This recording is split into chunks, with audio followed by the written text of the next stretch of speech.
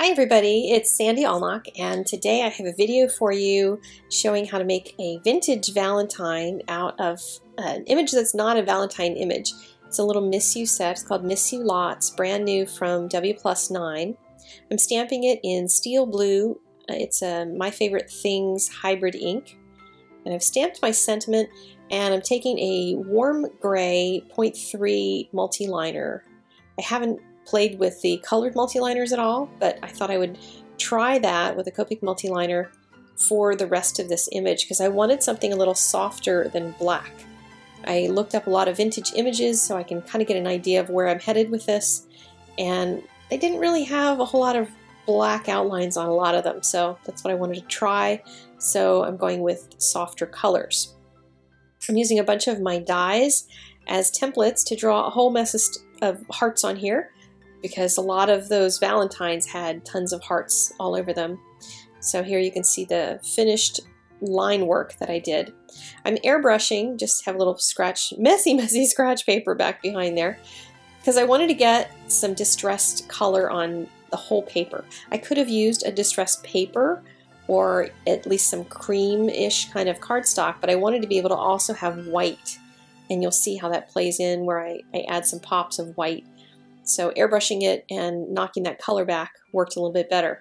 I am going to color over all that stuff, so this is just setting kind of a baseline light color over most of the image, and I didn't color that on her face since I'm going to be definitely not keeping any of that color on her face and hands and her dress, that kind of thing. But I am going to be able to erase some of that as I proceed through the image. You can see the color that I'm using on her skin and here on her dress. It kind of erases the color that was airbrushed in there. This is really light color, so it's going to act like a colorless blender. And then here, when I go in with the actual colorless blender, you can see how white the paper actually is compared to the airbrushing around it. So I'm going to start with my hair and adding the details into that. I'm not really super keen on having started with the E49 because it did get really contrasty quickly, but I did kind of fix that as I went along. I went in with my E47 and just added more shading to each one of those curls. If you do the curls each almost separately, then they really do look like those little ringlets that little girls can have in their little curly hair. And I'm so excited to be doing a Valentine card right now because I've been doing so many Christmas cards, and I have Christmas tags coming up all next week, so stay tuned for that. But it's nice to take a little bit of a break and do a Valentine card instead of always doing all these crazy Christmas cards that have been consuming my life lately. So I'm adding my highlights back into my hair and just softening all that out with the lightest color, and then adding a few lines back in there with an E44 just to get a little bit more detail back into the hair. Her skin, I'm actually shading with V95. It's a very desaturated color, and with a vintage image, a lot of the color tends to be on the darker or more desaturated side. Things don't tend to be pure colors because those pieces of paper have been around for a long time, so the inks have dulled. And I don't know, I would love to have been alive at that time and find out exactly how dark those colors were originally when they were printed. Were they as dull as they look now on vintage paper?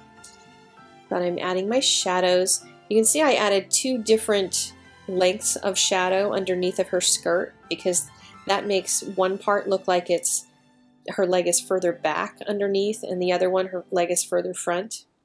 So just a little tip on that. I'm adding some detail to the kitty. There's no magic behind the T's versus the N's versus the C's on the gray markers. The only ones that you can see a real difference in is when you go from the warms to the cools. But otherwise, don't leave me comments in the doobly-doo asking why I went for the T's. I just happened to grab the T's, and because I have all the sets of them. So I always recommend just getting the cools and the warms, and that's usually enough for most people. I'm adding a little bit of shadow to the bottom of her dress and then here on her socks with a BV31, so it's a little purplish of a color because I wanted it to feel kind of light and airy, and blending it out a little bit. And now I'm going to add some detail onto it. as if she's got some details sewn onto sort of a lacy dress.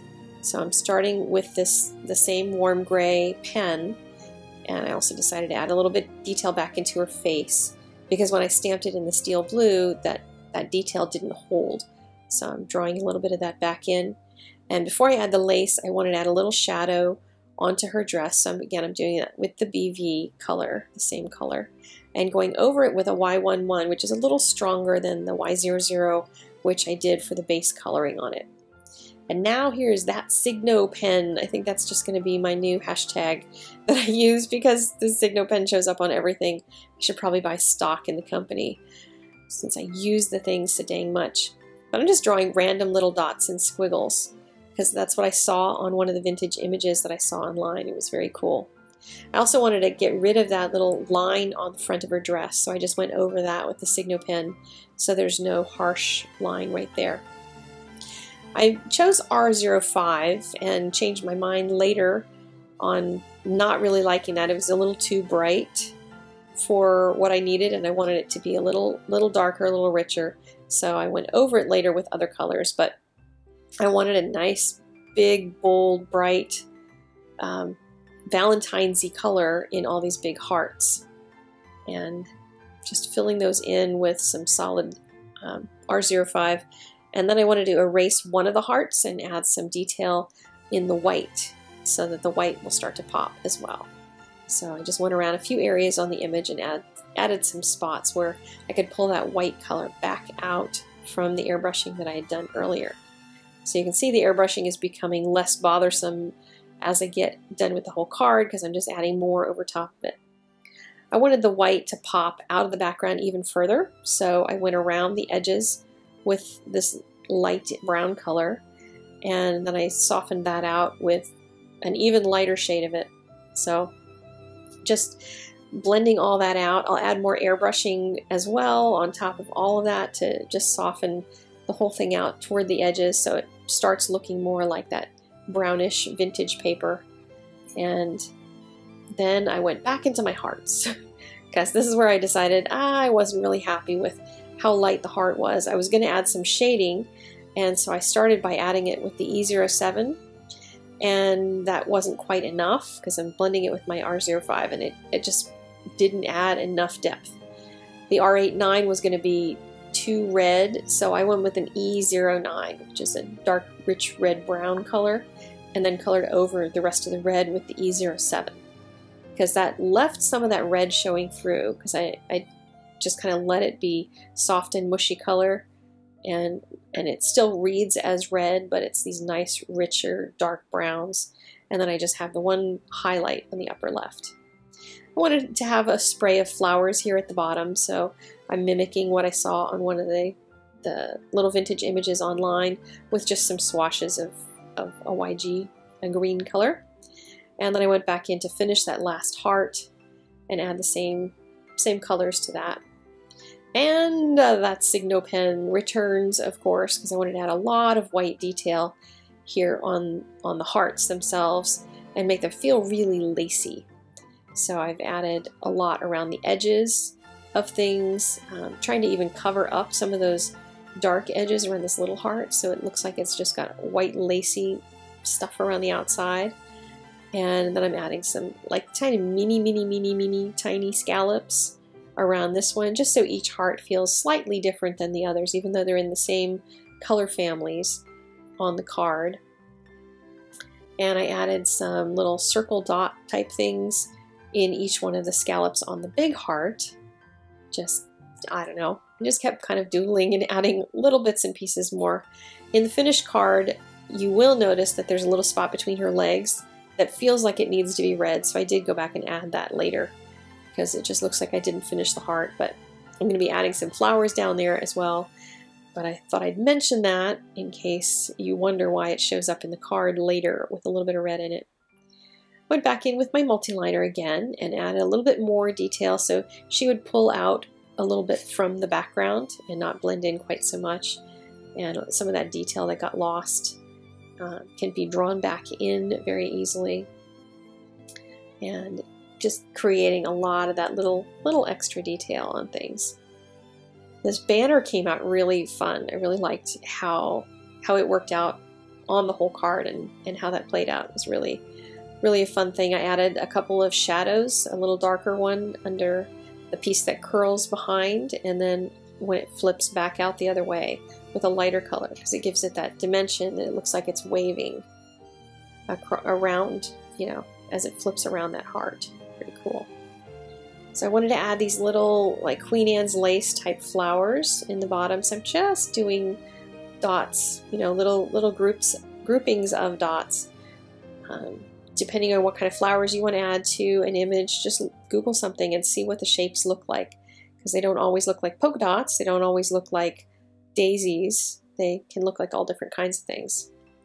So I wanted to add a little bit of, I guess, layer of dimension underneath those as well. So I took my darker green marker, and then I also wanted to add a little shadow underneath of her dress, because her dress wasn't looking like it was dark enough in the back, and filled in a little bit on her socks as well.